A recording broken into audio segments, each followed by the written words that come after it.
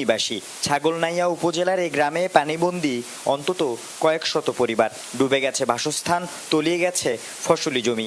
অসহায় মানুষগুলো আশ্রয় নিয়েছে আশপাশের উঁচু ভবনগুলোর ছাদে। ডুবে যাওয়া এমন অনেক বসতঘরের চাল ও মাচায় আশ্রয় নিয়েছে শিশু ও মহিলারা। উদ্ধারকারী দলের বোট দেখলে ছুটে এসে জানাচ্ছেন স্বজনদের নিরাপদ আশ্রয়ে নিয়ে যাওয়ার আকুতি। একদম ভয়াবহ, একদম ঠাই একদম অবস্থা খারাপ। ছাদের উপরে 19-20 জন মানুষ ছাদের কামে আনি আমাদের ভয়াবহ অবস্থা। আমাদের ভয়াবহ অবস্থা। ফেনী জেলার ছাগলনাইয়া, ফাজিলপুর, পরশুরামের গ্রামগুলোতে বাড়ছে পানি প্রবাহ। আটকে পড়া লক্ষাধিক বাসিন্দাদের উদ্ধারে একাধিক বোট নিয়ে কাজ করে বাংলাদেশ সেনা ও নৌবাহিনীর ডুবুরি দল। আশ্রয় কেন্দ্রে নেওয়া হয় শতাধিক মানুষ।